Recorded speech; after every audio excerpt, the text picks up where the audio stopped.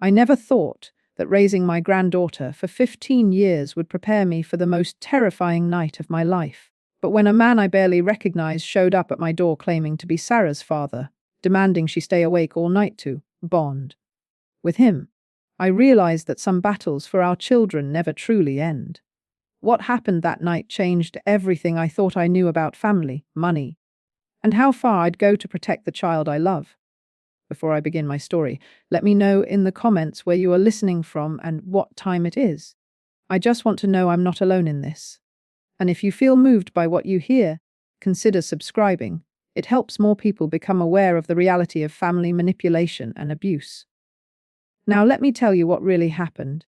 My name is Eleanor May Johnson, and I've been telling stories for most of my 68 years. First as a third-grade teacher for 35 years, then as a grandmother trying to make sense of a world that seemed to get more complicated every day. But this story, this one still keeps me up at night. It was a Tuesday in March when everything started falling apart.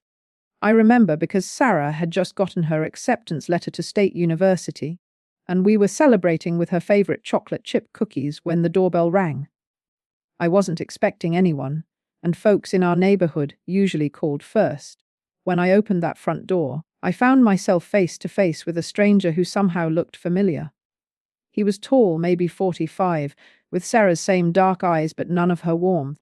His clothes were wrinkled like he'd been sleeping in his car, and something about the way he smiled made my skin crawl. "Mrs. Johnson," he said, and his voice was too smooth, like oil on water. "I'm Marcus Thompson, Sarah's father." I felt the blood drain from my face. Marcus. The man who'd gotten my daughter pregnant and disappeared when she needed him most. The man who never sent a birthday card, never called, never even acknowledged that Sarah existed. And now here he stood, 17 years later, on my front porch like he belonged there. "What do you want?" I managed to say, though my voice came out smaller than I intended. "I want to see my daughter," he said, pushing past me into my living room like he owned the place. "I have rights, you know." Sarah looked up from her homework at the kitchen table, confusion written all over her face. She'd never seen a picture of this man. To her, he was just some stranger who'd walked into our home uninvited. "Who's that?" "Grandma Ellie," she asked, using the name she'd called me since she could talk. I watched Marcus's face change when he heard that. Something dark flashed in his eyes, and I knew right then that whatever brought him here, it wasn't love for Sarah. "I'm your father, sweetheart," he said, his voice dripping with fake affection. "I know it's been a while, but I'm here now." Sarah just stared at him. She'd stopped asking about her father years ago, after I'd explained gently that sometimes people aren't ready to be parents. She seemed satisfied knowing that I loved her enough for two people. "I don't understand," she said, looking between Marcus and me. "Grandma Ellie, what's happening?" Before I could answer, Marcus pulled out an envelope from his jacket pocket. "I've got some legal papers here that I think you'll find interesting, Eleanor." "May I call you Eleanor?" He didn't wait for permission. He never asked for permission for anything I would learn. "You see, Sarah's turning 18 next week. That makes her an adult. And as her biological father, I have certain rights. Rights that I'm finally in a position to exercise." But my hands started shaking, but I tried to keep my voice steady. "Sarah, honey, why don't you go upstairs and finish your homework?" "But Grandma." "Now, Sarah." She knew that tone. 15 years of raising a child teaches you how to use authority when you need it. She gathered her books and headed upstairs, but I could see her listening from the top of the stairs. Marcus waited until her footsteps faded before he opened that envelope. Inside were official-looking papers with court seals and legal language that made my head spin. "These are custody modification papers," he said, spreading them out on my coffee table like he was dealing cards. "Now, I know what you're thinking. Why now? Where have I been?" "Well, Eleanor, life's complicated. I had some growing up to do, some problems to solve. But I'm clean now, got a steady job, and I'm ready to be the father Sarah deserves." Every word out of his mouth felt like a lie, but the papers looked real enough. "She doesn't even know you?" I said, trying to keep the desperation out of my voice. "She's got college plans, a life here. You can't just—" "I can and I will," he interrupted. "But I'm not unreasonable. I want to get to know her first, spend some time with her. Starting tonight. Marcus, it's already 7 o'clock on a school night. His smile got wider, and I liked it even less. That's the beauty of it, Eleanor. See, tomorrow's her 18th birthday.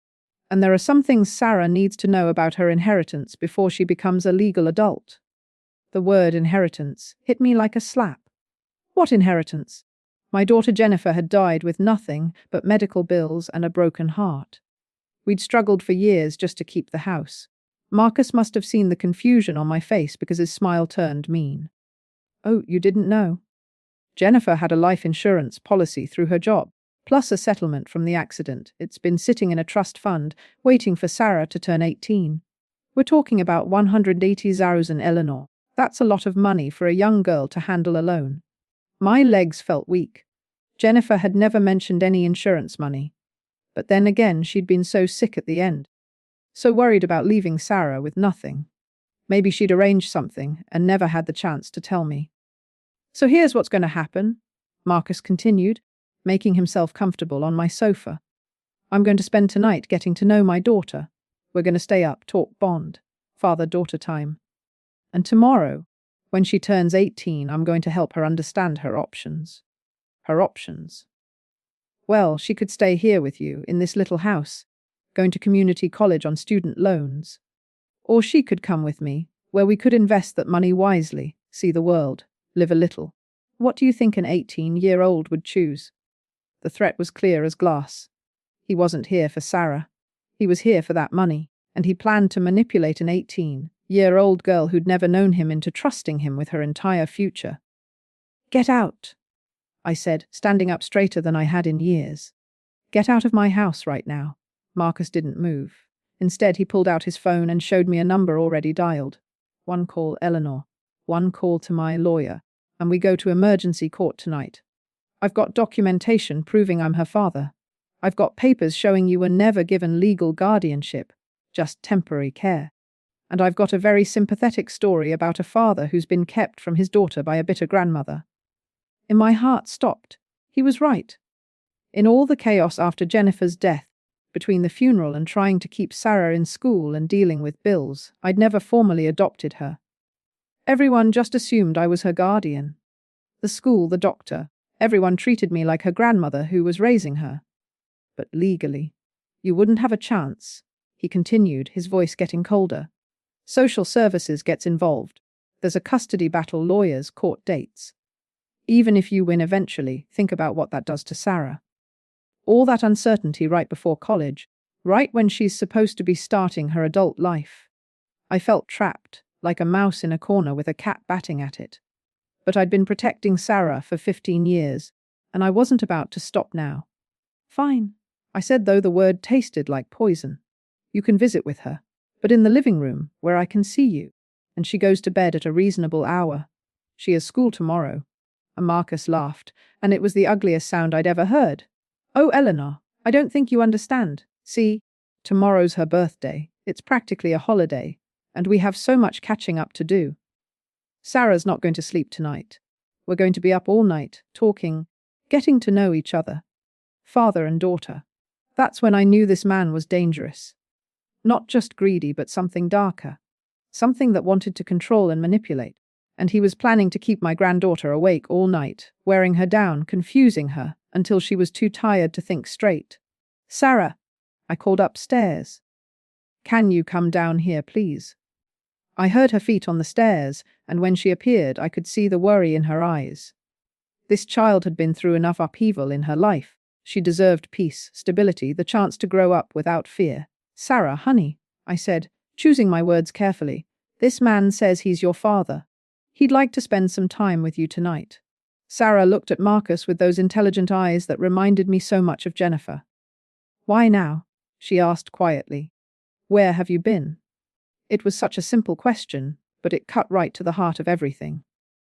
Marcus had prepared for legal challenges and money talk, but he hadn't prepared for the honest question of a 17-year-old girl who'd learned to live without him. Well, sweetheart, he said, and I could hear him trying to sound fatherly. Sometimes adults make mistakes. Sometimes we need time to become the person our children deserve. But I'm here now and I want to make up for lost time. Sarah looked at me, and I could see her trying to decide what to think. Part of her wanted to believe him. What child doesn't want their parent to love them? But part of her, the smart part that I'd helped raise, sensed something wasn't right. "Can we talk about this tomorrow?" she asked. "It's a school night, and I have a test in calculus." "Oh, but tomorrow's your birthday," Marcus said, clapping his hands together like she was 5 years old. "We should celebrate tonight. Stay up late, order pizza. Really get to know each other." "When was the last time you stayed up all night, Sarah?" "I don't really like staying up late," she said honestly. "It makes me feel sick." I could see Marcus's frustration growing. This wasn't going the way he'd planned. Sarah wasn't some wild teenager who'd jump at the chance to break rules. She was responsible, thoughtful, careful, all the things I'd tried to teach her to be. "Well, tonight's different," he said, his voice getting firmer. "Tonight's special. And as your father, I think it's important that we spend this time together." That's when I saw it, the flash of fear in Sarah's eyes. She didn't know this man, didn't trust him, and she could sense the wrongness in him just like I could. But she was 17 and scared, and trying to be polite to someone claiming to be her father. She looked at me with those eyes that said, "Help me," and I knew that whatever happened next, I had to protect her. The night was just beginning, and I had no idea how dark it was going to get. By 8 o'clock, I knew we were in real trouble. Marcus had made himself at home on my sofa, spreading out those legal papers like he was planning a military campaign. Every few minutes, he'd glance at his watch and then at Sarah, who was sitting stiffly in the armchair across from him, looking like she wanted to disappear. "So, Sarah," Marcus said, leaning forward with that fake smile, "tell me about yourself. What do you like to do? What are your dreams?" Sarah glanced at me before answering. "I like to read, and I'm good at math. I want to study engineering in college." "Engineering? That's expensive," Marcus said, and I caught the calculation in his voice. "Very expensive. Do you know how you're going to pay for that?" "Student loans, I guess." And Grandma Ellie has been saving. I had been saving. Every penny I could scrape together from my teacher's pension went into a coffee can in my bedroom closet. After 15 years, I had almost 8,000, not nearly enough for 4 years of college, but it was something. Marcus laughed, and it wasn't a nice sound. $8,000, Sarah honey. Engineering school costs at least $25,000 a year. You're looking at $100,000 in debt before you even start your career. I watched Sarah's face fall. She was smart enough to do the math, and smart enough to realize that her college dreams might be harder to achieve than she'd thought. But here's the good news. Marcus continued, pulling out a folder from his briefcase. "Tomorrow, when you turn 18, you're going to inherit enough money to pay for college with cash. No loans, no debt, no working 3 jobs while you study." Sarah looked confused. "From your mother, sweetheart. She left you a substantial trust fund." Sarah turned to me, her eyes wide. "Grandma Ellie, is that true?" I felt like I was drowning. "I didn't know, honey. Your mama never told me about any insurance money." Marcus pulled out more papers. "It's all here. Life insurance from her job plus a settlement from the car accident. 180,000 sitting in a trust fund, waiting for you." I watched my granddaughter try to process this information. She'd grown up thinking we had nothing, that every dollar was precious, that college would mean years of debt. And now this stranger was telling her she was rich. "But why didn't anyone tell me?" she asked. "Well," Marcus said, shooting me a look, "sometimes people keep secrets. Sometimes they want to control the money themselves." "That's not true," I snapped, standing up so fast my knitting fell to the floor. "I never knew about any money." "If I had known, don't you think I would have used it to help Sarah?" Marcus shrugged. "Would you? Or would you have been afraid that if Sarah knew she had options, she might not want to stay here in this little house, living like a poor relation?" The cruelty of his words hit me like a physical blow. Poor relation. As if loving Sarah, raising her, sacrificing for her, meant nothing because I couldn't give her material wealth. "Grandma Ellie isn't poor," Sarah said quietly, but I could hear the doubt creeping into her voice. "She took care of me. She loves me?" "Of course she loves you," Marcus said smoothly. "But love doesn't pay for college. Love doesn't buy you a car or nice clothes or the chance to see the world. Money does that, Sarah. And you're about to have money." I could see what he was doing. He was planting seeds of doubt, making Sarah question everything she'd believed about our life together, making her think that I'd kept her trapped in poverty when she could have had more. It's getting late, I said firmly. Sarah needs to get some sleep. Oh no, Marcus said, checking his watch again. It's only 8:30. We have all night to talk, don't we, Sarah? Sarah looked uncomfortable. I usually go to bed around 9:30. But this is special, Marcus insisted. How often does a girl get to talk to her father? We have so much time to make up for. I could see Sarah struggling. She was tired already. She'd been up late the night before studying for that calculus test. But she was also curious about this man who claimed to be her father, and confused about the money he said she was inheriting. Maybe we could talk for a little while, she said hesitantly. Marcus's smile got bigger. That's my girl. You know what? Let's order some pizza. Make it a real party. Before either of us could object, he was pulling out his phone and calling for delivery. Extra large, everything on it, he told them. Like he was feeding a family instead of trying to keep one exhausted teenager awake. While we waited for the food, Marcus kept talking. He told Sarah stories about her mother that I'd never heard. Some of them might have even been true. He talked about trips they could take together, places they could see, things they could buy with her inheritance money. Have you ever been to Paris, Sarah? He asked. No, sir. Well, we could go.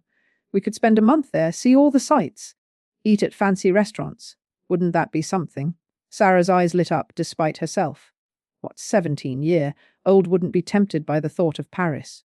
But what about college? She asked. College will always be there, Marcus said with a wave of his hand. But you're only young once. You could take a gap year, travel with me, see the world. Then go to college when you're ready. I felt sick. I could see him working on her, appealing to every teenage impulse to rebel, to adventure, to put off responsibility. And underneath it all was the promise of that money that would solve all her problems and give her everything she'd never had. Sarah? I said carefully. You've worked so hard for college, you've got scholarships pending, acceptance letters. Scholarships? Marcus laughed. Sarah, with a 180 lotion, you don't need scholarships. You can go to any school you want. The best schools. Private schools. The pizza arrived at 9:15, and Marcus insisted we all eat together in the living room. He kept the conversation going, asking Sarah about her friends, her interests, her dreams. But I noticed he kept checking his phone, like he was waiting for something. By 10 o'clock, Sarah was starting to fade. Her eyelids were getting heavy, and she was curling up in her chair, like she always did when she was tired. I think I should go to bed now, she said, stifling your nonsense, Marcus said loudly, making her jump. The night is young. We've barely scratched the surface of getting to know each other. But I'm tired. Coffee? Marcus announced. That's what we need, Eleanor. You must have coffee around here somewhere. I didn't want to leave Sarah alone with him, but I also didn't want to create more conflict. Sarah doesn't drink coffee. It makes her jittery. Well, tonight's a good night to try new things, Marcus said. Come on, Sarah. Live a little. I could see Sarah getting more uncomfortable. This wasn't the gentle conversation of a father reconnecting with his daughter. This was something else, something that felt wrong and pushy and aggressive. Sarah said more firmly. Marcus's face darkened for just a moment before the fake smile returned. Okay. No coffee.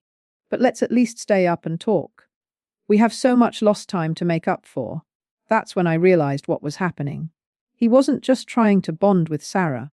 He was deliberately trying to keep her awake, to wear her down, to make her so tired and confused that she couldn't think straight. And tomorrow, when she was 18 and legally able to make her own decisions about the inheritance, he wanted her too exhausted to resist whatever he was planning. Sarah, I said, standing up. You're going to bed. Now, Marcus stood up too, and suddenly the room felt much smaller. I don't think you have the authority to make that decision, Eleanor. Sarah's practically an adult. She can decide for herself when she wants to sleep. In my house, I make the rules, I said, trying to sound braver than I felt. Marcus pulled out his phone again. One call, Eleanor. One call, and this becomes a legal matter. Is that really what you want? Sarah looked between us, and I could see the fear growing in her eyes. This was exactly what I'd been trying to avoid, putting her in the middle of an adult conflict she didn't understand. "It's okay, Grandma Ellie," she said quietly. "I can stay up a little longer." But I could see how tired she was, how confused and overwhelmed. This man was using his position as her biological father and the promise of money to manipulate her into doing what he wanted. And I was powerless to stop him without making things worse for Sarah. Marcus sat back down, satisfied that he'd won this round. "Good girl, Sarah. Now, let's talk about your future, your real future." As the clock ticked toward 11, I realized this was going to be the longest night of my life. And I had no idea how much worse it was going to get. By midnight, Sarah could barely keep her eyes open, but Marcus wasn't letting up. "Sarah, honey, pay attention," he said sharply when her head started to nod. "This is important. We're talking about your entire future here." My granddaughter jerked awake, looking confused and scared. She'd been fighting sleep for over an hour, and it was breaking my heart to watch. This child had never missed a good night's sleep in her life if I could help it. She needed her rest, especially with everything happening tomorrow. "Sorry," she mumbled. "I'm just really tired." "Well, that's the problem with being young," Marcus said, his voice getting an edge to it. "You don't understand how important these conversations are. You think sleep is more important than planning your future." I couldn't stay quiet anymore. "She's 17 years old. She needs her sleep." Marcus turned those cold eyes on me. "She'll be 18 in 6 hours, Eleanor. In 6 hours, she'll be an adult who can make her own decisions about money that belongs to her. Don't you think she should understand what her options are?" "Her options?" I stood up, my hands shaking with anger. "Her option is to go to college and build a life for herself. Her option is to stay with people who love her and want what's best for her. People who kept her inheritance a secret, you mean?" "I told you." "I didn't know." "Right," Marcus said, pulling out his phone and scrolling through something. "You didn't know. Just like you didn't know that there were other relatives who wanted to take care of Sarah after Jennifer died." The room went silent. Sarah sat up straighter, suddenly more awake. She asked quietly. I felt the blood drain from my face. "Sarah, honey? Oh, Eleanor didn't tell you about that either." Marcus's smile was cruel now. "There were other family members who wanted to raise you. Your father's family. But Eleanor convinced the court that you were better off with her." That's not how it happened." I stammered, but I could see the doubt growing in Sarah's eyes. The truth was more complicated than Marcus was making it sound. There had been other relatives, Marcus's parents, who lived 3 states away and had never shown any interest in Sarah until after Jennifer died. They'd made a half-hearted inquiry about custody, but when they realized there was no money to help raise her, they'd disappeared just as quickly as they'd appeared. But I could see how Marcus was twisting it, making it sound like I'd stolen Sarah away from a loving family. "Sarah," I said, sitting down next to her, "your great-grandparents visited once, right after your mama died. They were nice people, but they were elderly and lived far away. They thought you'd be better off with me, someone you already knew and trusted." "Is that what they told you?" Marcus asked. "Or is that what you told them?" Sarah was looking between us like she was watching a tennis match, her tired brain trying to process information that contradicted everything she'd believed about her life. "I don't understand," she said. "Why would anyone keep secrets from me?" "That's exactly what I want to know," Marcus said, leaning forward. "Why would someone who claims to love you keep you in the dark about money that could change your life? About family who wanted to know you?" I could see what he was doing. He was systematically destroying Sarah's trust in me, making her question every decision I'd made for the past 15 years. And she was too tired to think clearly, too overwhelmed to see through his manipulation. "Grandma Ellie," Sarah said quietly, "is there anything else you haven't told me?" My heart broke at the hurt in her voice. This child had never questioned my love for her, never doubted that I had her best interests at heart. But now, exhausted and confused, she was starting to wonder if everything she'd believed was a lie. "No, honey," I said, reaching for her hand. "There's nothing else. I've always tried to protect you and give you the best life I could." "Protect her from what?" Marcus demanded. "From having money. From having choices. From knowing about family who cared about her. Protect her from people who would use her." I snapped, finally losing my temper. People who disappear for 17 years and then show up the day before she gets an inheritance. Marcus's mask slipped completely. For just a moment, I saw the real man underneath, calculating, dangerous. Careful, Eleanor, he said quietly. You're making accusations you can't prove, am I? Then tell me, Marcus, where have you been for 17 years? Why show up now? Why tonight specifically? I told you I had growing up to do. Where do you live? What's your job? How did you even know about the inheritance? Marcus's jaw tightened. That's not relevant. It's completely relevant, Sarah Honey. Don't you think it's strange that he knew about money you didn't even know existed? Sarah was looking at Marcus now with new eyes, some of the fog of exhaustion clearing as her natural intelligence kicked in. How did you know about the money? She asked quietly. Marcus hesitated for just a moment too long. I've been keeping track of you, making sure you were okay, but you never called, never wrote, never sent a birthday card. I was respecting Eleanor's wishes, he said, but his voice sounded less confident now. I never told you to stay away, I said firmly. I would have welcomed contact if you'd been genuinely interested in Sarah's welfare. You're lying. No, Sarah said suddenly, her voice stronger than it had been all night. No, I think Grandma Ellie is telling the truth. Because if you'd been keeping track of me, you'd know things about me. But you don't. Marcus looked surprised. What do you mean? You called me sweetheart and honey all night, but you don't know my name. Not really. I felt a surge of pride. Even exhausted, even confused. Sarah was smart enough to see through him. Your name is Sarah, Marcus said, but there was uncertainty in his voice. My full name, Sarah pressed. If you've been keeping track of me, if you cared enough to know about some inheritance, you'd know my full name. Marcus was quiet for a long moment. I could practically see him calculating, trying to figure out if this was a trap. Sarah Jennifer Johnson, he said finally. Sarah shook her head. Sarah Elizabeth Johnson. Jennifer was my middle name until Grandma Ellie legally changed it to Elizabeth when I was 10, because I asked her to. I wanted my own name, not just a copy of my mother's. The silence that followed was deafening. Marcus had been caught in a lie, and we all knew it. If you'd been keeping track of me, Sarah continued, her voice getting steadier, you'd know that I hate pizza with pepperoni, but you ordered it anyway. You'd know that I'm lactose intolerant, but you suggested ice cream earlier. You'd know that I've been taking advanced math since I was 14, not just that I'm good at math. I watched Marcus's face change as he realized his carefully constructed story was falling apart. The fake fatherly concern was disappearing, replaced by something much uglier. You're a smart girl, Sarah, he said, and his voice was different now, colder, more calculated. Smarter than I gave you credit for, but you're still 17, and you're still legally required to listen to your biological father. No, Sarah said firmly. I'm not required to listen to someone who lies to me. That's when Marcus stood up, and the temperature in the room seemed to drop 10 degrees. Let me explain something to both of you, he said, pulling out his phone again.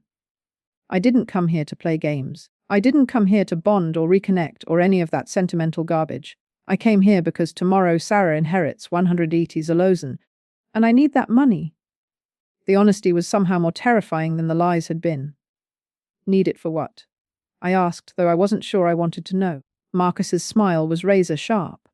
Let's just say I owe some people who aren't very patient about being paid back. People who don't accept I'll get it to you eventually as an answer. Sarah looked confused. But it's not your money. It's mine, so sweetheart, Marcus said, and now the endearment sounded like a threat. You're going to sign that money over to me. You're going to do it willingly, and you're going to do it tomorrow. No, I'm not, Sarah said, and I was so proud of her for standing up to him. Marcus laughed, but there was no humor in it. Yes, you are. Because if you don't, things are going to get very unpleasant for both of you. That's when I knew we were in real danger. This wasn't just about manipulation or legal threats anymore. This was about a desperate man who owed money to dangerous people, and he saw Sarah's inheritance as his only way out. You need to leave, I said, moving to stand between Marcus and Sarah. Right now. I'm not going anywhere, Marcus said. Sarah and I are going to stay up all night talking about her future. And by morning, she's going to understand that the smart thing to do is help her father out of a difficult situation. And if I don't? Sarah asked. and I could hear the fear creeping back into her voice. Marcus's smile got wider. Well, let's just say that accidents happen, especially to elderly women who live alone with their granddaughters. The threat hung in the air like poison. I felt Sarah move closer to me, and I put my arm around her, feeling how badly she was shaking. You can't threaten us, I said, trying to keep my voice steady. I'm not threatening, Marcus said calmly. I'm just explaining reality. Sarah has money. I need money. Family helps family. You're not family, Sarah said quietly. Family doesn't threaten people. Family doesn't lie and manipulate and keep people awake when they're tired. Family, Marcus said, checking his watch, does what needs to be done. And what needs to be done is for you to stay awake until morning. Think about what I've told you and make the right decision. It was 12:30 in the morning, and I finally understood that we weren't just dealing with a greedy man or even a desperate one. We were dealing with someone who was willing to hurt us to get what he wanted, and the night was still young. After Marcus's threat, I knew I had to do something. 35 years of teaching had taught me that bullies only understand one thing, that their victims won't be pushed around anymore. Sarah, I said quietly, go to the kitchen and get us some water. I don't think, Marcus started. She's getting water, I said firmly, looking him straight in the eye. Unless you're planning to tell a judge tomorrow that you wouldn't let a 17-year-old girl have a drink of water. Marcus waved his hand dismissively, but I could see I'd scored a point. He was walking a fine line. He needed to appear reasonable if this ever went to court, but he also needed to maintain control over Sarah. While Sarah was in the kitchen, I leaned forward and lowered my voice.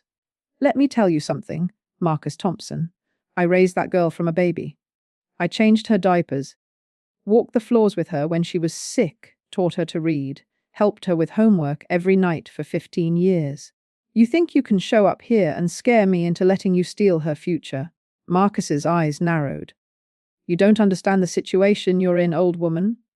Oh, I understand perfectly. You're a desperate man who owes money to the wrong people. You found out about Sarah's inheritance, probably from some lawyer or court clerk you bribed, and you thought you'd found an easy mark, a naive teenager and an elderly grandmother. And Marcus's phone buzzed, and I saw his face go pale when he looked at it. Whatever message he'd received, it wasn't good news. That's them, isn't it? I asked. The people you owe money to. How much debt are you in, Marcus? How deep? Shut up, he said, but I could hear the fear in his voice now. Sarah came back with 3 glasses of water, and I could see she'd been listening from the kitchen doorway. My smart girl, she was learning to gather information, just like I'd taught her. Here's what's going to happen, Marcus said, taking a long drink and then checking his phone again. We're going to sit here until morning. Sarah's going to think very carefully about her situation, and when the bank opens at 9 a.m., we're all going to take a little trip. A trip? Sarah asked. To the bank, sweetheart.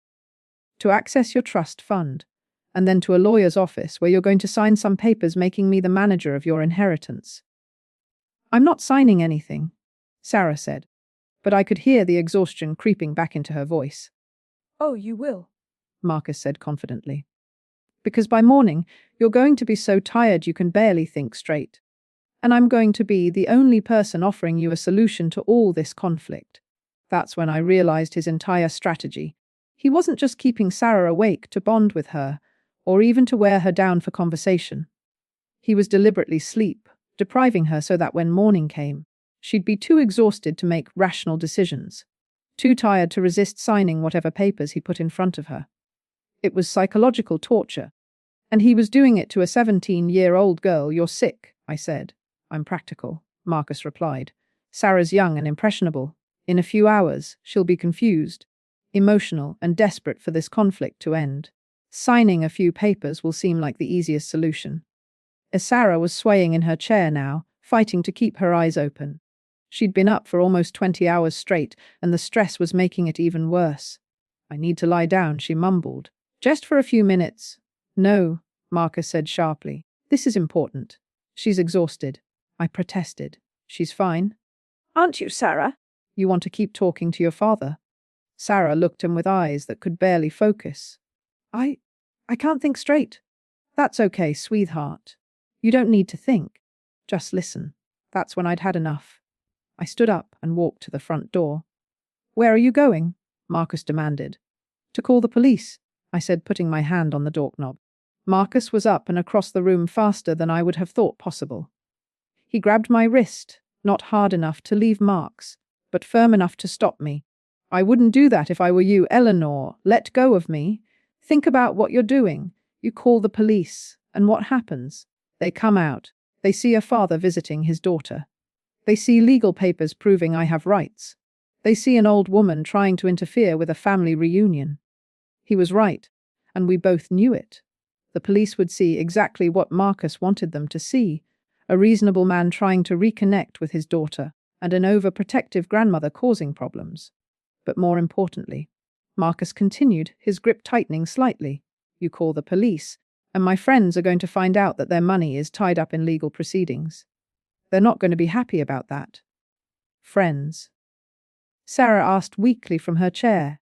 Marcus let go of my wrist and turned to her with that fake smile. Nothing for you to worry about, sweetheart. Just some business associates who are eager to see me succeed. But I caught the look in his eyes when he said it. These weren't friends or business associates. These were dangerous people who'd hurt him if he didn't pay them back. And now he was implying they might hurt us too. How much do you owe them? I asked. Enough? Marcus said curtly. More than enough. His phone buzzed again, and this time when he looked at it, his hands actually shook. Problem? I asked. Nothing I can't handle, he said, but his voice cracked slightly. That's when I realized something important. Marcus wasn't just desperate, he was terrified. Whatever these people had told him, whatever they'd threatened him with, it was bad enough that he was willing to torture a teenager to get money.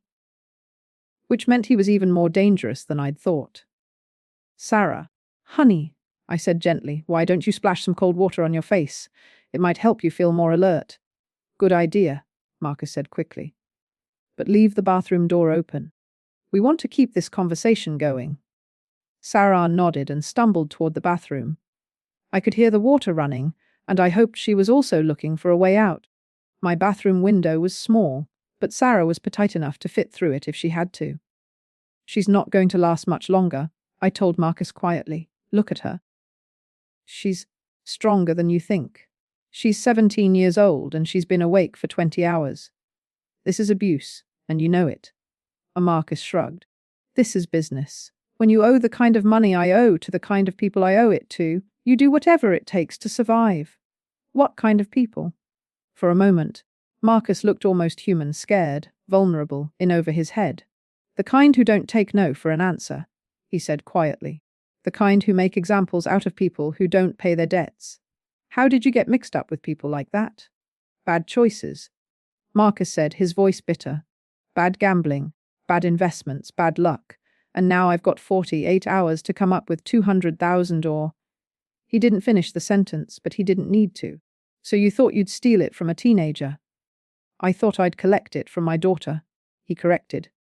There's a difference. No, there isn't. Sarah doesn't know you. She doesn't owe you anything. And that money is meant to give her a future, not to pay your gambling debts. Marcus's facade slipped again, and I saw the real man underneath, weak, selfish, desperate enough to hurt anyone to save himself. You don't understand, he said. These people, they don't just hurt me. They hurt everyone connected to me. Family members, innocent people. Are you threatening us again? I'm explaining reality. If I don't get that money, they're going to come looking for ways to pressure me. And they're going to find out about Sarah. About you. The implication was clear.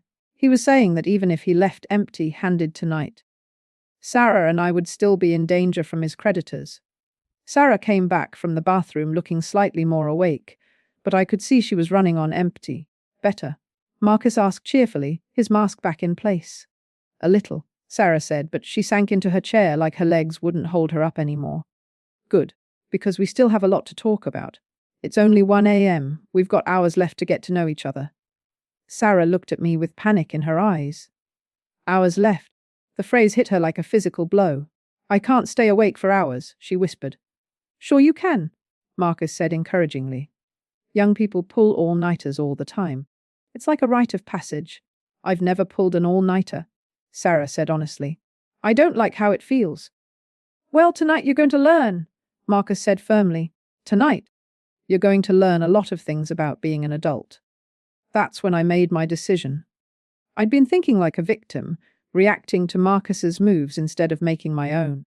But I was Eleanor May Johnson, and I'd been protecting children for 40 years. It was time to go on the offense. Marcus, I said sweetly. Something what? How exactly did you find out about Sarah's inheritance? His eyes narrowed. What do you mean? I mean, it was a secret. Even I didn't know about it. So how did you know? Marcus hesitated. I told you. I've been keeping track. No, you haven't. We've established that. So someone told you. Someone with access to legal records or bank information. Someone who broke confidentiality laws to give you that information. I could see him calculating, trying to figure out where I was going with this. That's a serious crime, Marcus. Breach of fiduciary duty, violation of privacy laws, possibly fraud. Whoever told you about that money could go to prison. You can't prove anything, he said. But his voice was less confident. Maybe not. But I bet the authorities would be very interested in investigating how a man who's been absent for 17 years suddenly knows about a secret trust fund. Don't you think? Marcus's phone buzzed again, and when he looked at it this time, I saw something close to panic in his eyes. They're not very patient, are they? I asked. They want updates. They want to know when they're getting their money. Shut up, Eleanor. What happens if you don't deliver, Marcus? What happens if you go back to them empty-handed? Marcus looked at me with pure hatred. You don't want to find out. Maybe I do, I said, pulling out my own phone. Maybe it's time someone called their bluff. What are you doing? I'm calling my lawyer.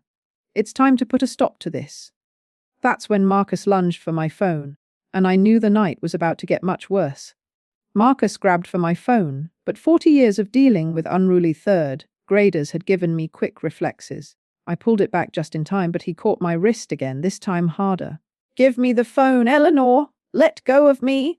I said firmly, using my teacher voice, the one that had made countless children stop what they were doing and pay attention. Grandma Ellie! Sarah was suddenly more awake, fear cutting through her exhaustion as she watched Marcus grab me. It's okay, honey, I said, not taking my eyes off Marcus. Thompson is just showing us who he really is. Marcus released my wrist but didn't back away. I'm trying to protect my family. Be assaulting an elderly woman in front of her granddaughter. Nobody's assaulting anyone, Marcus said, but I could see sweat beading on his forehead. We're just having a disagreement about what's best for Sarah. His phone buzzed again, and this time he answered it immediately. Yeah, he said, turning slightly away from us. No, not yet. She's being difficult. Yes, I understand. I know what you said. Give me until morning. I'll have it by morning. He hung up and turned back to us, and his face had changed completely. The fake charm was gone, replaced by raw desperation. That was a reminder, he said quietly. A reminder that I have until dawn to produce results. Or what? I asked, though I wasn't sure I wanted to know. Marcus pulled out his phone again and showed us a picture. It was grainy, taken from a distance, but I could clearly see Sarah walking to school. They know where she goes to school, Marcus said. They know her schedule. They know she walks home alone on Tuesdays because you have your doctor's appointment. My blood turned to ice. You've been watching us. Not me, them. They've been watching you for a week, ever since they found out about the inheritance. Sarah made a small, frightened sound. They've been following me? Insurance, Marcus said simply. They wanted to make sure I had proper motivation to collect what I owe them. I felt sick. These weren't just debt collectors or even loan sharks. These were people who stalked teenagers to pressure their parents. What kind of people are you involved with? I asked. The kind you don't want to cross, Marcus said. The kind who don't care that Sarah's innocent in all this. The kind who see her inheritance as payment on my debt. Then you should have thought of that before you borrowed money from criminals, I said angrily. You think I had a choice? Marcus's voice cracked. You think I wanted to get involved with people like this? For the first time that night, he sounded genuinely emotional. Not calculating or manipulative, just scared and ashamed. Tell me what happened, I said, setting my phone down but keeping it within reach. Marcus ran his hands through his hair. Gambling started small, a few dollars here and there, but I got in deep. Lost my job, lost my apartment, lost everything. Regular loan companies wouldn't touch me. So you went to criminals? I went to people who said they could help. They gave me money to get back on my feet.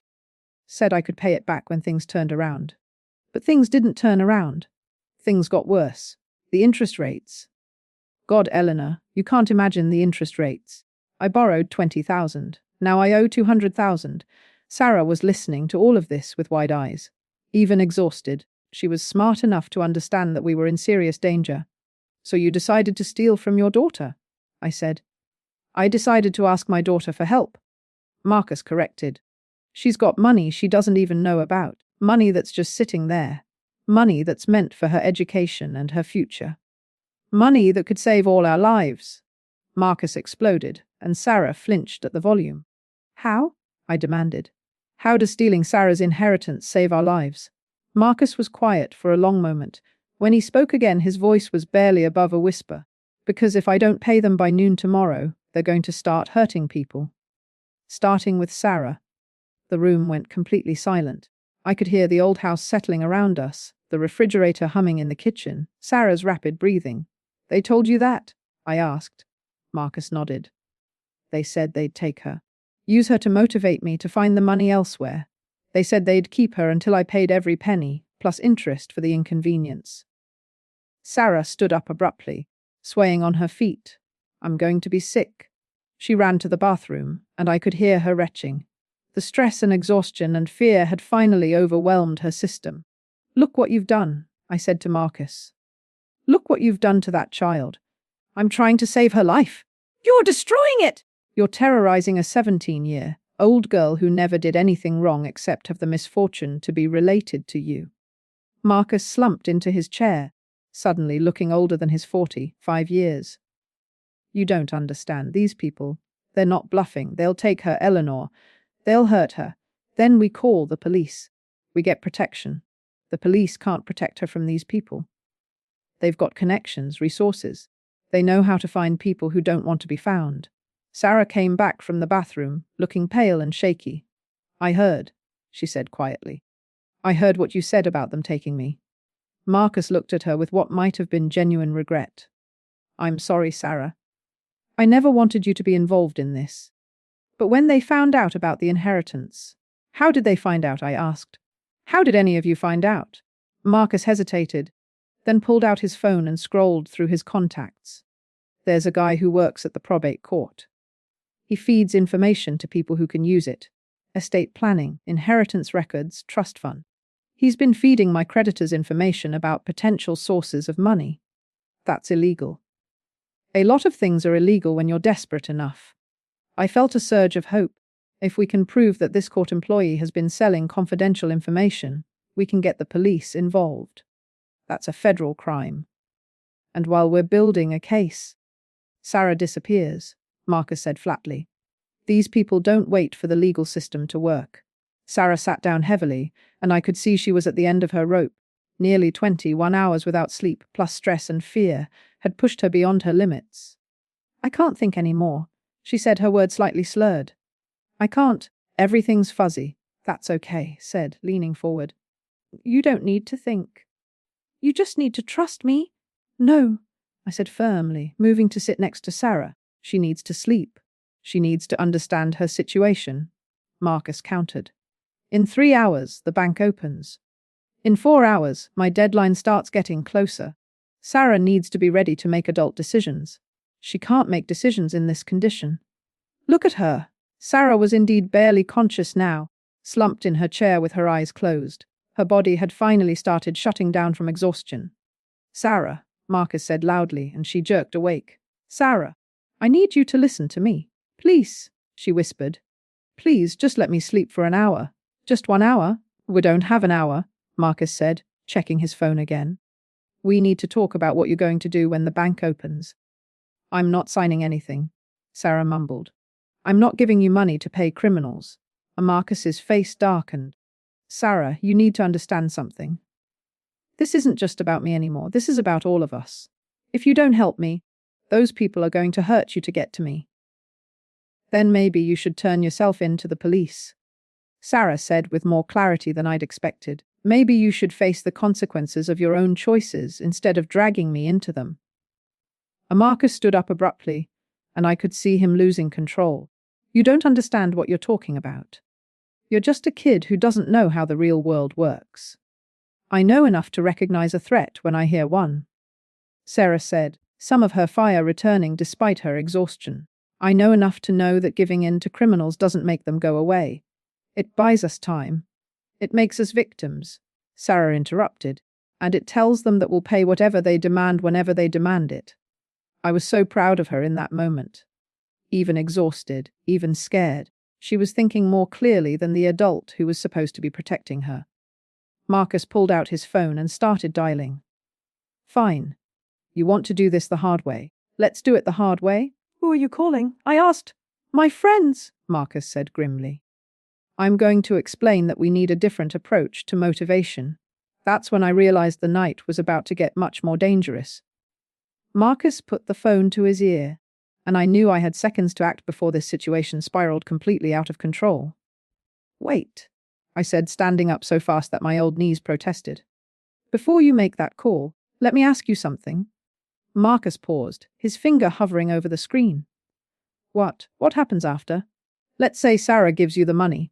Let's say you pay off these criminals. What happens to us then? What do you mean? I mean, we know about them now. We know their faces, their methods, their illegal activities. Do you really think they're just going to let us walk away? Marcus went very still. I could see him processing what I'd said, realizing for the first time that he might have doomed us all the moment he brought his criminal associates into our lives. They said they'd leave us alone if I paid them. And you believed that? I shook my head. Marcus, criminals who stalk teenagers and threaten kidnapping don't leave witnesses walking around. You've made us all targets. Sarah was listening now, her exhaustion momentarily pushed aside by the growing realization of our danger. So what are you saying?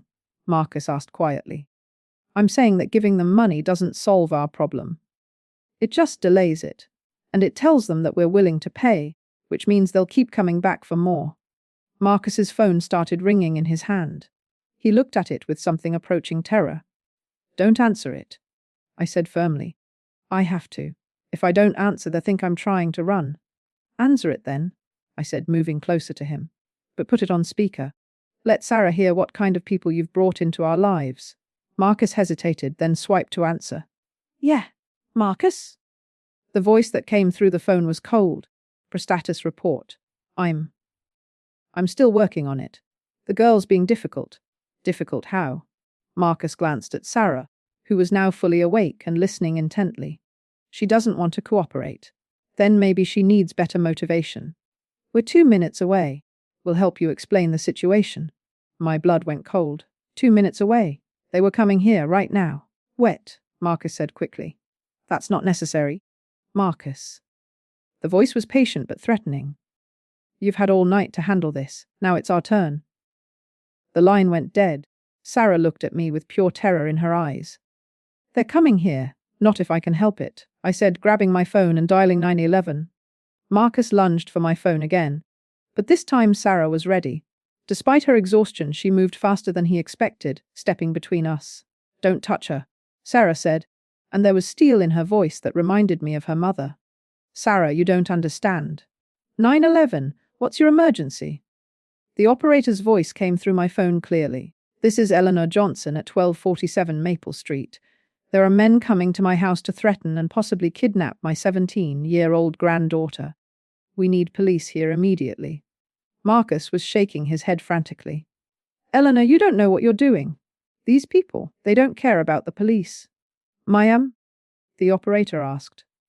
12047 Maple Street. Please hurry. They said they were 2 minutes away. Officers are being dispatched. Stay on the line with me. Are you in immediate danger right now?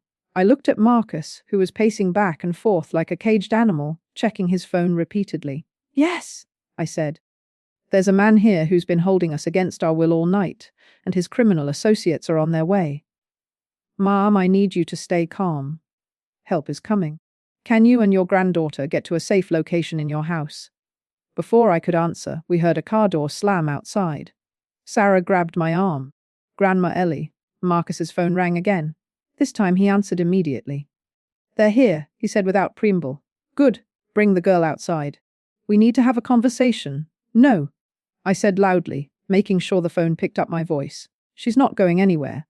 There was a pause. Then, "Who was that?" "The grandmother," Marcus said miserably. "Bring them both outside." Now, the line went dead again, and Marcus looked at us with desperation in his eyes. "They want us to come outside," he said. "We're not going anywhere," I replied firmly, still holding the phone with the 911 operator on the line. That's when we heard the front door handle being tested. Then a firm knock. "Marcus." A voice called through the door. "Open up." Marcus started toward the door, but Sarah stepped in front of him again.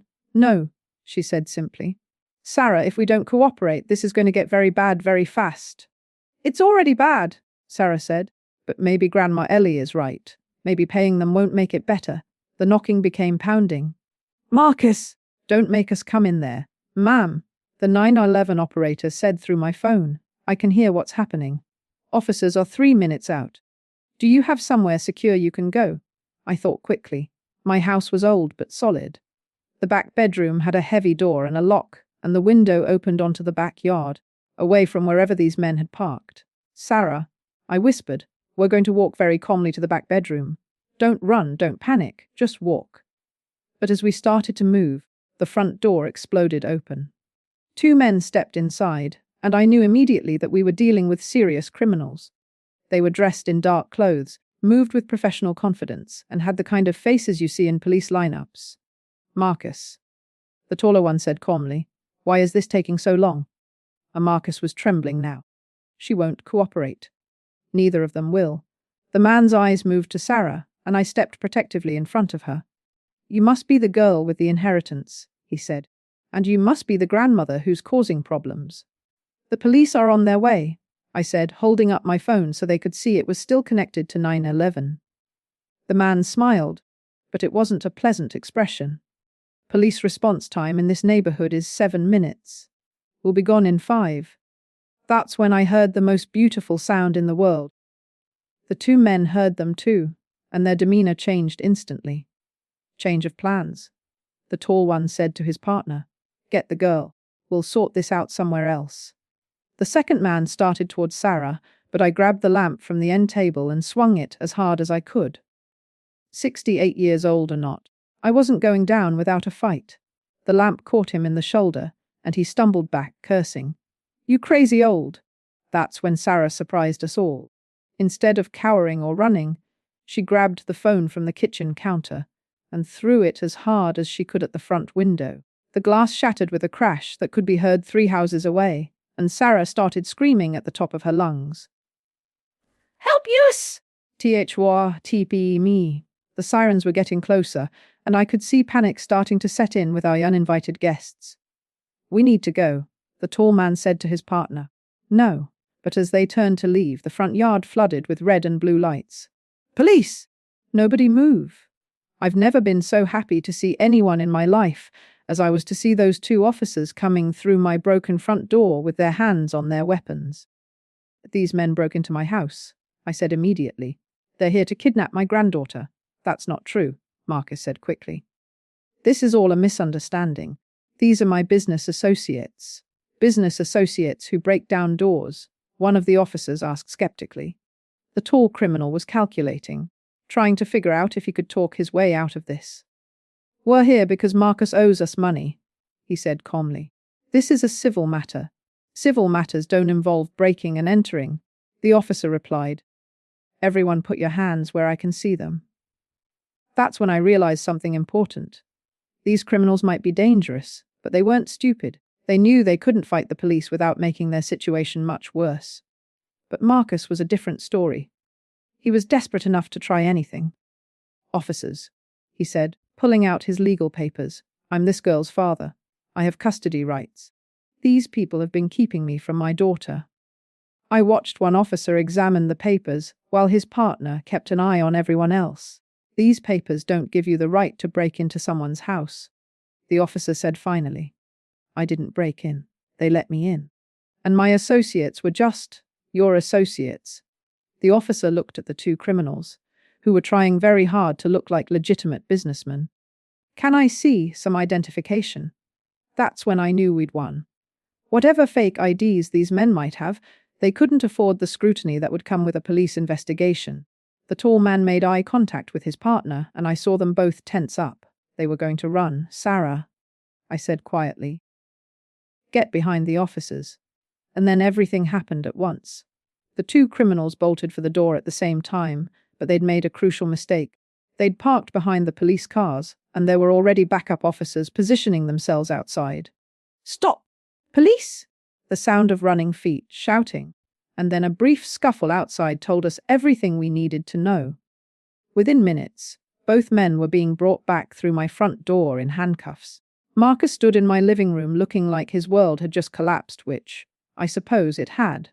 Marcus Thompson, one of the officers said, "You're under arrest for conspiracy to commit extortion, child endangerment, and breaking and entering."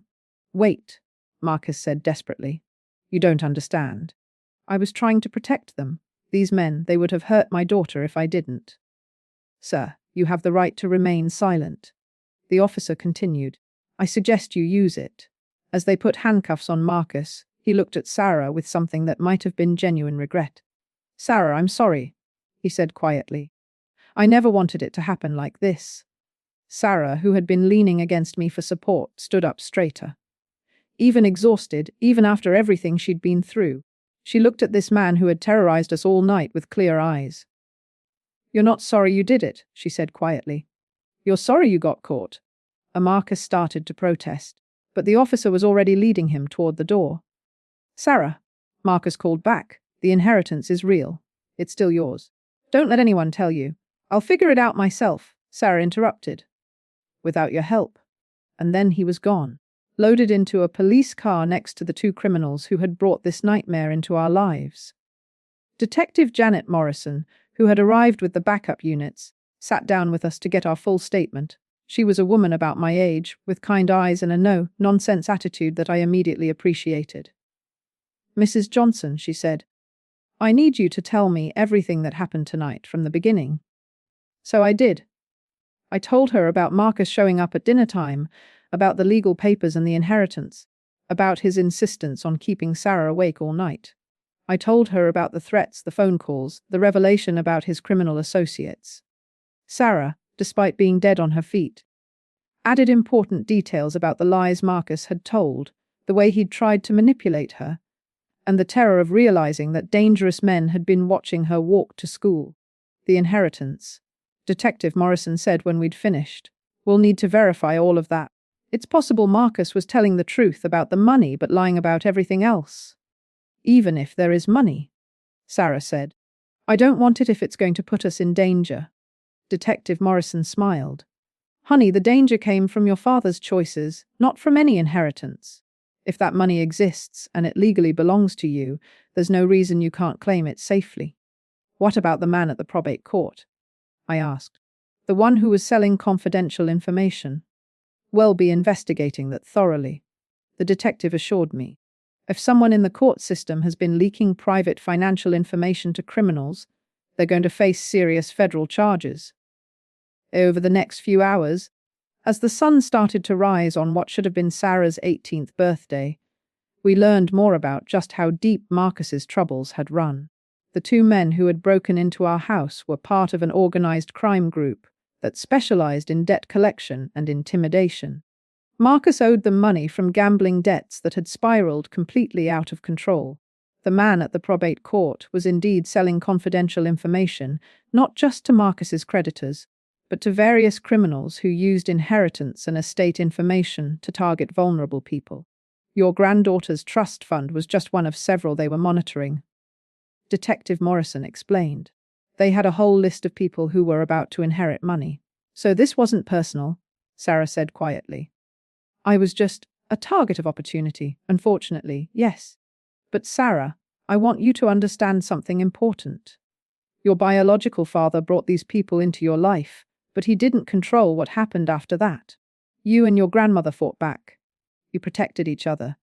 You refused to be victims." Sarah looked at me, and I saw something in her eyes that hadn't been there before. A new kind of strength, a a confidence that came from surviving something terrible and discovering that she was braver than she'd ever known. "What happens now?" she asked. "Now," Detective Morrison said, "we make sure you're safe. The men who threatened you are going to prison. Your father is going to prison. The court employee who was selling information is going to prison, and you're going to claim your inheritance and build the life you want to build." But first, Sarah needed sleep. 22 hours of being awake, most of it under extreme stress, had pushed her far beyond her limits. "Go to bed, honey," I told her as the last police officer left our house. "Sleep as long as you need to. We'll deal with everything else when you wake up." Sarah hugged me tighter than she had since she was small. "Thank you, Grandma Ellie, for protecting me, for not giving up. I'll always protect you," I said simply. "That's what family does." Sarah went upstairs to sleep, and I sat in my living room looking at the broken window, the scattered legal papers, the general chaos that had been my quiet life just 12 hours earlier. My phone rang. It was my lawyer, returning the message I'd left on his voicemail during the night. "Eleanor, I got your message. Are you and Sarah all right?" I filled him in on everything that had happened, and he was quiet for a long moment when I finished. "Eleanor, I need to tell you something about Sarah's inheritance." My heart sank. "It's not real, is it?" "Oh, it's real." "More than real. Your daughter Jennifer was smarter than any of us knew. She didn't just have a life insurance policy, she had several. And she invested the settlement money from her accident in a fund that's been growing for 15 years. How much are we talking about? Sarah isn't inheriting 180,000. She's inheriting close to 400,000. I sat down heavily. 400,000? Jennifer set it up so that Sarah would get access to part of it at 18 for college, and the rest at 25. She wanted to make sure Sarah had security, but also couldn't be taken advantage of when she was young. Jennifer, my brilliant, loving daughter, had found a way to take care of Sarah, even after she was gone. Even after 15 years, she was still protecting her baby. "There's more," my lawyer continued. "Jennifer also set up a smaller trust for you, Eleanor. She wanted to make sure that whoever raised Sarah would be taken care of too." I started crying then, not from stress or fear, but from love. Love for my daughter who had thought of everything, love for my granddaughter who had shown such courage, love for a life that had been so much richer than I'd ever realized. Sarah slept for 14 hours straight. When she finally woke up, it was evening again, and she came downstairs looking more like herself. "How do you feel?" I asked. "Different," she said honestly. "Like I know things about myself that I didn't know before." "What kind of things?" "That I'm stronger than I thought. That I can think clearly even when I'm scared. That I don't have to let other people make decisions for me just because they're older or louder or more demanding." I smiled. "Those are good things to know about yourself." "Grandma Ellie, I've been thinking about the inheritance." "What about it?" "I want to use some of it to go to college like we planned. But I also want to use some of it to make sure other kids don't go through what we went through last night." "What do you mean?" "I want to donate money to organizations that help families deal with legal issues they can't afford lawyers for, and to groups that help people escape from dangerous family situations." I looked at this young woman who had been a scared, exhausted teenager just 24 hours earlier, and I saw someone who had been transformed by surviving something terrible. Not broken by it, but made stronger. "I think," I said carefully, "that your mother would be very proud of the woman you're becoming." "Do you think she knew? When she set up the inheritance, do you think she knew something like this might happen?"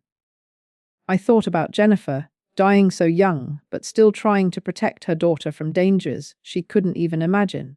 I think she knew that life is unpredictable and sometimes dangerous. And I think she wanted to give you options, so that you'd never have to depend on people who might not have your best interests at heart. Sarah nodded. Like Marcus. Like Marcus. We were quiet for a moment. "Are you angry at him?" Sarah asked finally. I considered the question carefully. "I'm angry at the choices he made. I'm angry that he brought dangerous people into our lives. I'm angry that he was willing to hurt you to solve his own problems.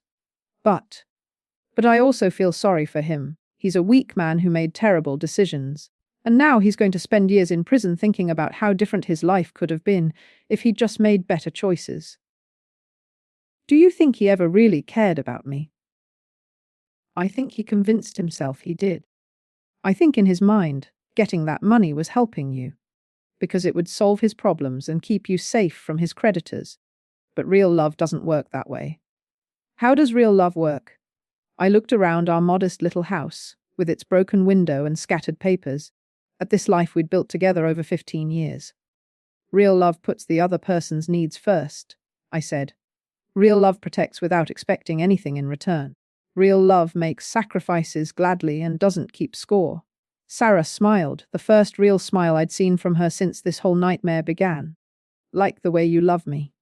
Like the way we love each other, I corrected. 3 months later, Sarah started college with a full scholarship she'd earned through her own hard work, plus the financial security of knowing she could focus on her studies instead of worrying about money. Marcus pleaded guilty to multiple charges and was sentenced to 8 years in prison. His criminal associates received even longer sentences. The man at the probate court was convicted of federal corruption charges and lost his job, his pension, and his freedom. And Sarah and I, we learned that we were stronger together than either of us had ever imagined. We learned that real family isn't about blood or legal papers. It's about people who choose to love and protect each other, no matter what. Most importantly, we learned that sometimes the worst nights of our lives can teach us the most about who we really are and what we're capable of when the people we love are threatened. Sarah never did meet any other relatives from Marcus's side of the family, but she didn't need to. She had everything she needed right here, a future full of possibilities, the financial security to pursue her dreams, and the knowledge that she was loved unconditionally by someone who would always put her welfare first. As for me, I got to see my granddaughter become a young woman of strength, wisdom, and compassion. I got to witness her transform a traumatic experience into motivation to help others. And I got to know, beyond any doubt, that the love I'd poured into raising her had taken root and grown into something beautiful. Some people might say that Marcus was Sarah's real father because he contributed to her DNA. But I know better.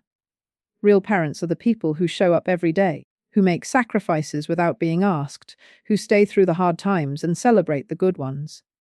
Real parents are the people who, when faced with a choice between their own comfort and their child's safety, choose their child every time. Real parents are the people who would rather stay awake all night protecting their child than force that child to stay awake to serve their own purposes. Marcus may have been Sarah's biological father, but he was never her real parent. That honor belonged to me, and to the memory of Jennifer, and to everyone who had ever loved Sarah without asking for anything in return. And on that terrible night when a father refused to let his child sleep, we learned that love really is stronger than fear, and that family really can overcome anything when they stand together. The inheritance was just money. But what we inherited from that night, the knowledge of our own strength, the depth of our love for each other, and the unshakable confidence that we could handle whatever life threw at us, that was priceless. And it was ours forever. To those, if this story touched your heart, please remember that emotional abuse and financial manipulation can happen to anyone, at any age. Trust your instincts, protect your loved ones, and never be afraid to ask for help when you need it.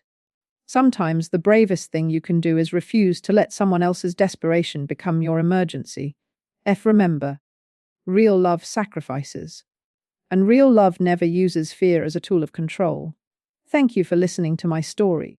I hope it reminds you that you're stronger than you know, that the people who truly love you will always choose your safety over their own convenience. BGTAT&D